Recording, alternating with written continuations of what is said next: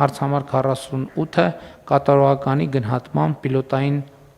կարգը հաստատելու մասին։ Զեկուցող փոխվարչապետ Տիգրան Խաչատրյան, համեցեք պարոն Խաչատրյան։ Շնորհակալություն մեծագույն վարչապետ, հարգելի գործընկերներ։ Ձեր քննարկմանը ներկայացված կառավարության առաջնահերթությունների ուղղությամբ կատարողականի գնահատման եւ դրա հիման վրա խրախուսման պիլոտային ծրագիրը հաստատելու մասին որոշման նախագիծը մեր հանրային կառավարման բարեփոխումների ռազմավարությունը որպես առաջնահերթ ռազմավարության կարևոր անելիքներից մեկն է։ Այն առաջնահերթ նպատակները սահմանել կառավարման մարմինների արդյունավետության եւ հանրային ծառայության մրցունակության բարձրացումը։ Այս փոխկապակցված նպատակների իրագործման տեսանկյունից կարևոր է ինչպես համակարգում մրցունակ կադրերի պահպանումը եւ նորերի ներգրավումը, այնպես էլ կառավարման մարմինների սահմանափակ ռեսուրսները առաջնահերթ անելիքներին ուղղելու հարցը։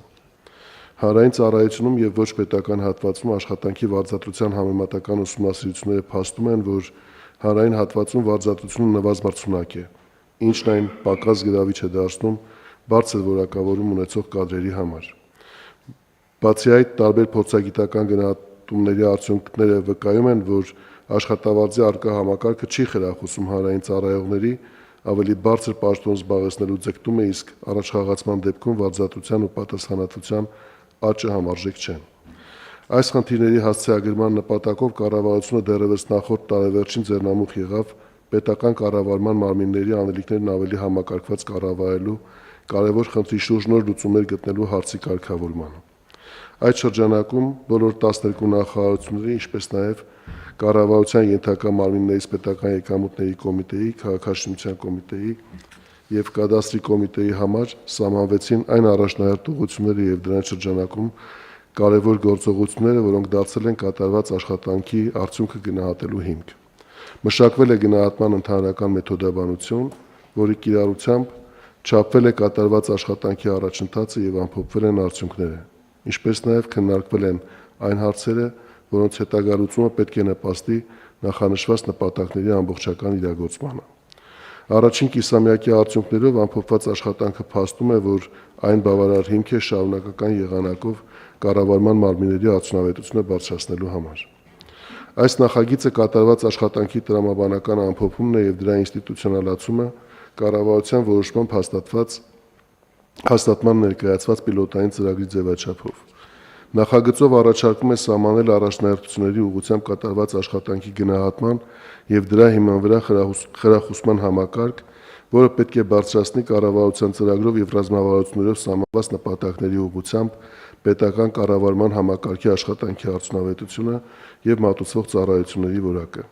Ընդ որում, առավել արդյունավետ գործելու համար խթաններ ստեղծելուց բացի, այս քաղաքականությունը նպատակ ունի նաեւ բարձրացնել հանրային ծառայողների կարողությունները նրանց շարունակական կրթության միջոցով։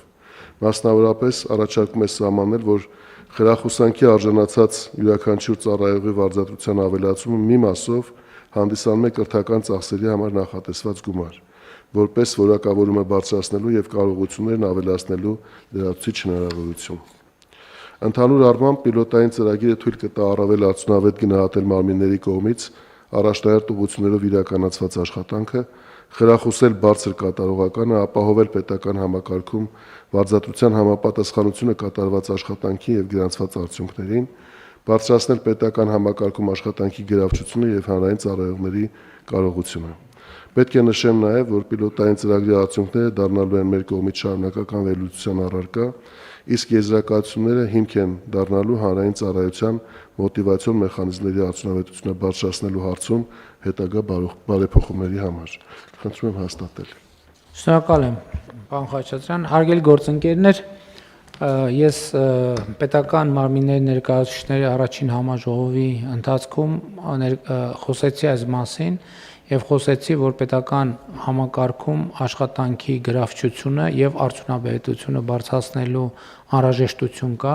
բայց այս դեպքում էլ խնդիր կա ոչ միայն ուղղակի վարձատրության որոշակի լրացուցիչ համակարգներ դնել,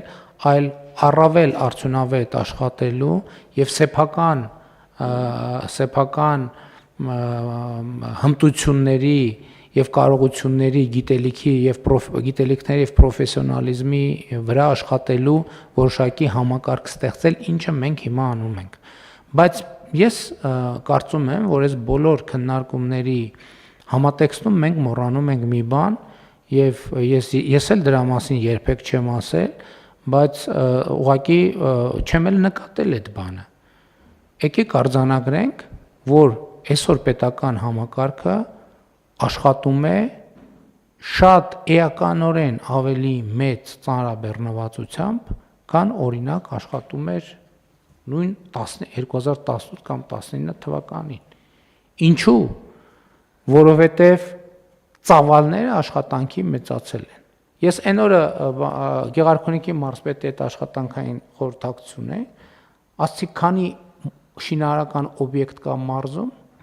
247 վարչապետ։ Մարզում կատարվում է պետական սուբվենցիա, այսինքն կառավարության ընդունված ծրագրերի շրջանակում Գեղարքունիքի մարզում այս պահին իրականացվում է 247 տեղ շինարարություն է իրականացվում։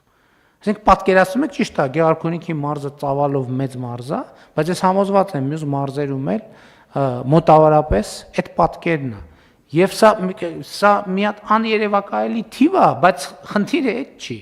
Նախ այդ թիվը երկրաչափական պրոգրեսիայով աճել համեմատած նախորդ շրջանի հետ, բայց խնդիրն այդ չի, որ ինքը շարունակելու է աճել։ Ընեն չի, որ այդ 247-ը ավարտվեց, վերջ,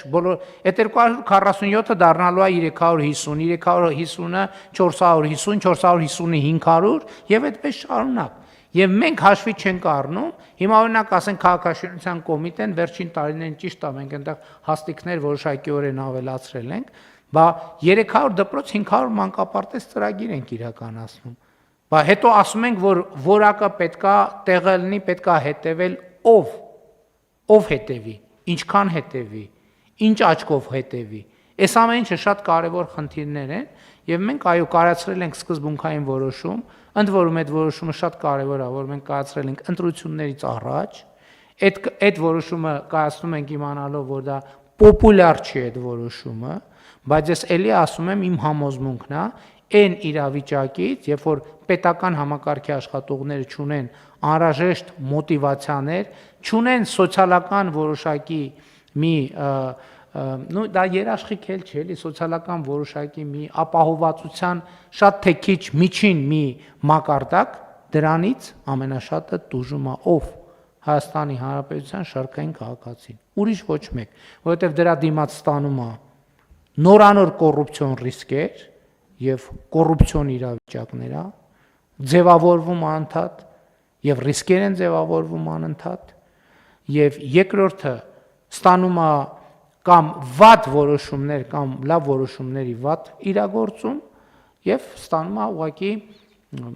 եկեք այտենց լավ չի ինչում պետական բանի դեպքում, բայց վատ սպասարկում, չնայած դա էլ է ծառայություն եւ պատեհ է այս բառը,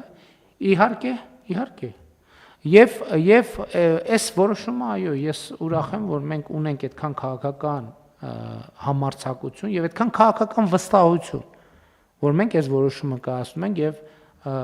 կարծում եմ եւ ուզում եմ ուղղ ասել, գիտեք, սեթևեթելու ժամանակները անցում են եւ կարծում եմ, որ մեր պետական համակարգը արժանացել է դրան, ոչ մեկին լավություն չի անում, մեր պետական համակարգը արժանացել է դրան, ես այն օրը Էդ էլ կա, որ մենք ճիշտ անդադ սովորել ենք պետական համակարգին, ես էլ քննադատել ես մի բանն են չեմ, մի բանն են չեմ, մի բանն են չեմ, բայց բազմաթիվ բաներ նենց են։ Եվ մենք չենք հիշում, ընդունված չի ասել։ Ես որ ասում եմ, ես նաև մասնագիտության որ լրագրող եմ, այդ բանը կա։ Ասենք աշխարհում ընդհանրապես ոչ մի թերթ կամ լրատվական չի լինում, որը բացում ես առաջին էջում գրած ամեն ինչ նորմալ է, երկրորդ էջում գրած ամեն ինչ նորմալ է, ընդհանրապես հոյակապ, խնդիրներ չկան, խնդիրներ չկան, ամեն ինչ նորմալ է։ Մարդկության պատմության մեջ ընդհանրապես տենց լրատվամիջոց չի եղել, որովհետև լրատվամիջոցը նրա համար է, որ հայտնի խնդիրների մասին, որովհետև եթե ամեն ինչ նորմալ է, դա առանց լրատվամիջոցի էլ հայտնի է, եւ հետեւաբար, բայց ասում եմ, հա, եւ դա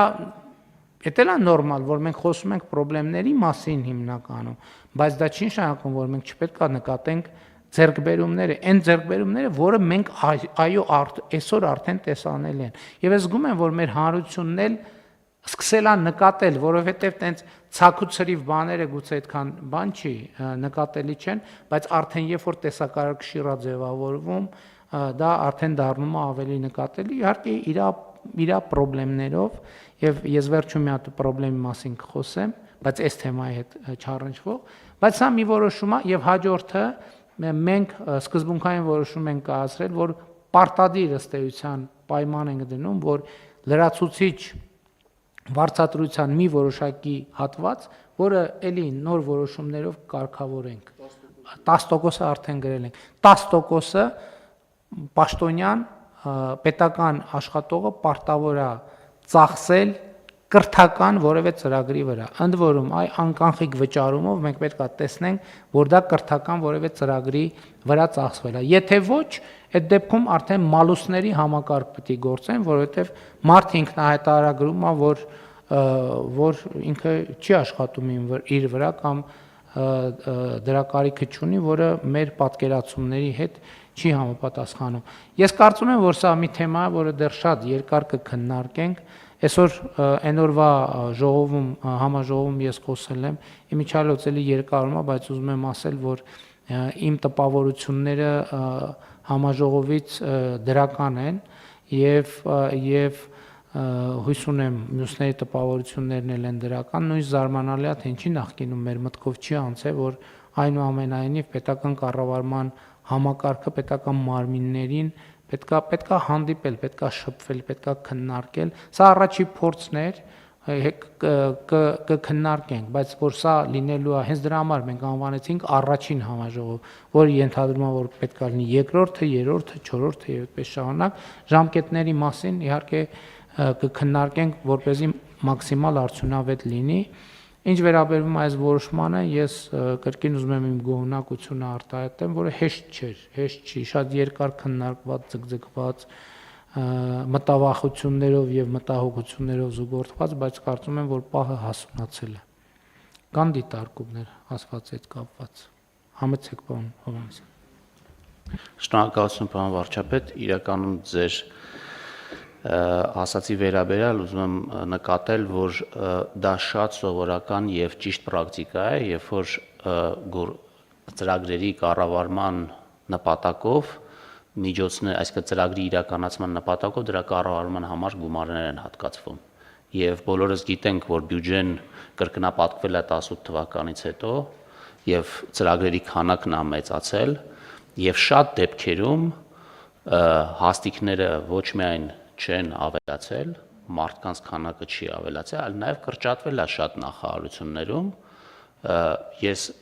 քանակի մասին չխոսելով, միայն կարող եմ ասեմ, որ օրինակ ֆինանսների նախարարությունը նախկինում մի քանի շենք է զբաղացրել։ Հիմա մենք մի շենքում ենք գտնվում, այն էլ հեսա շուտով էլի կազատենք որոշ սենյակներ, որը կարող է ուրիշ գերատեսչությունների տրամադրվել։ Շատ լավ, հա, այդ բյուջեի պահը էդ էլ չեք նկատում, էլի, ասում ենք բյուջեն կրկնապատկվել է, բյուջեի եկամտային մասը կրկնապատկվել է, այդ նշանակում է բյուջեի ծախսային մասն էլ է կրկնապատկվել առնվազն։ Եվ երբ որ ծախսային մասը կրկնապատկվել է, այսինքն այդ նշանակում է ծախսը կատարելը, իրականացնելը, դրա արդյունավետության մասին հոգ տանելը, դա աշխատանք է եւ համեցեք։ Շնորհակալություն, պարոն վարչապետ, ես նաև նշեմ, որ այդ կրթության ծախսի հատվածը ինքը նաև կյանքնել է դրան բերել, որ դրա համար նույնիսկ ֆիզիկական առումով շատ ջանքել պետք չէ, այսօր նույն համացանց թվայնացումը հնարավորություն են տալիս արագ վճարելով համացանցի միջոցով բազմաթիվ կրթական ծրագրեր ձեռք բերել, սովորել on-line, Հայաստանից սովորել այլ արտերկրում հեռակա, այսինքն այս առումով եւ ես ուրախ եմ, որ այդ բոլոր հնարավորությունները մենք ծրագրում տվել ենք։ Պարոն Խաչատրյան, պիտի մտածենք այդ ուղղությամբ խորհրդատվության ինչ որ մի բան էլ գուցե անհրաժեշտություն լինի, եթե վստահ չեմ, բայց ես օրինակ հիմա մտածում եմ, որ ես եթե հիմա ուզենամ կողմնորոշվել, խորհրդի կարիք կունենամ, թե որտեղ առավել արդյունավետ կլինի։ Կարող ենք այդպիսի բան ինչ որ ձևով, չգիտեմ, ուղղակի նոր մտքովս անցավ։ Հիմա ես որ ուզենամ, որտեվ հա ընտրությունը որ շատ է, այդ մի կողմից լավ է, մի կողմից է վատ է, Որտեվ մտնում ես, մոլորվում ես, ասում ես հիմա ոնց, հետո որ միտեղ ընտրում ես, բանա, ափսոսանքի զգացողությունն է, կարող է մյուս տեղը ավելի լավ լիներ եւ ավելի արդյունավետ լիներ։ Շնորհակալություն, պարոն վարչապետ։ Ես կարծում եմ, որ այդ նախընտրելի շրջանակը որպես ուղեցույց ոլորտային առանձնահատկություններ կունենա, եւ մենք այս նախագծով դրան իհարկե չենք անդրադարձել, բայց ես արդեն նշեցի իմ հիմնական խոսքում, որ մտածում ենք ընթացքից եկող բոլոր ազդակները ամփոփել եւ սա հավանական է կլինի այն նախագիծը, որը պիլոտի ժամանակահատվածում, որը 2026 թվականն է ներառում նաեւ, բազմաթիվ փոփոխությունների կընթարկվի։ Եվ ինչպես ձեզ զեկուցելու առիթ ունեցել եմ, մենք նախատեսում ենք, որ այս կարգավորումները ի վերջո հասցնենք մի այնպիսի մակարդակի, որ 2027-ի համար իրենք օրենքով կարգավորվող հիմնական շրջանակ ունենան։ Եվ մենք ձեր դիտարկումը անպայման պարոն վարչապետ նկատի կունենանք, առաջիկա շրջանակում դա հաշվի կառնենք։ Շատ լավ, համեցեք։ Ուղղորդման հետ կապված, պարոն վարչապետ, իհարկե գաղտնիք չի, որ առցանց կուրսերի զգալի մասը օտար լեզվով են։ Լավ է։ Եվ մեր շատ պետական ծառայողներ օտար լեզու չգիտեն, գուցե խորհուրդ տանք իրենց առաջի հերթին նրանք, ովքեր օտար լեզու չգիտեն, օտար լեզու սովորեն, պահանջ դնենք իրանց առաջ դրա համար, որպեսզի այդ իրանց համար դաշտ բացվի այդ հսկայական ռեսուրսից օգտվելու համար։ Համեցեք, իհարկե։ Շնորհակալություն, պարոն վարչապետ, եւ մի բան էլ եմ ուզում ասել, իհարկե սա չլուծված հարց է ի թվից։ Մեր բազմաթիվ գործընկերներ, նաև երբ որ նախագծի քննարկումների փուլում ենք եղել, ունեցել են դիտարկում, որ պետք է որոշակիորեն հաշվի առնել նաև կոմպետենցիաների աշխատակիցների։ Մի բան է աշխատանքի կատարողականի գնահատումը եւ մեկ այլ բան է գնահատել կոմպետենցիաները, որոնք իրենք արդեն կդառնան նշաձող կրթության համար եւ կրթության շրջանակը որոշակիացնելու համար։ Մենք դա էլ նկատի ունենք, որ պետք է առաջիկա մեր քննարկումներում հաշվի առնենք, դա ավելի բարդ է եւ կարծեմ դուք էլ մեկ առիթով նշեցիք, որ ելակետային վիճակը գնահատելու հարցը շատ կարեւոր հարց է այդ կոմպետենցիաների գնահատելու եւ դրա առաջընթացը հետագայում հաշվի առնելու տեսանկյունից, բայց դա էլ է լինելու մեր օրակարգում, մենք պետք է այս համակարգը կենթանի համակարգ է լինելու, այսինքն մենք որտեղ նկատեցինք, որ կան ընդհանրական լուծումներ, որոնք կարող են մարմինների առանձնահատկությունները, կառավարման մարմինների առանձնահատկությունները չանտեսելով դրական զարգացման հնարավորություն տալ, ապա բերելու ենք հաստատման։ Եվ մի բան էլ խնդրեմ, պարոն վարչապետ, խնդրելու եմ հնարավորություն 1 օր ժամանակ խմբագրման համար, դեռ որոշակի խմբագրական աշխատանք կա, որ պետք է ամփոփվի, նոր ստորագրման ներկայացվի։ Շատ լավ, պարոնայք ասելու տիկին Անդրես։ Շնորհակալություն, պարոն վարչապետ, ես ուզում եի առաջարկել ուղղորդման հարցում նաև հաշվի առնել մեր ռեսուրսը, որովհետև կրթության, գիտության, մշակույթի եւ սպորտի նախարարությունը նաև մեծահասակների կրթության եւ ոչ ֆորմալ կրթության ուղղությամբ լիազոր մարմինն է եւ իդեպ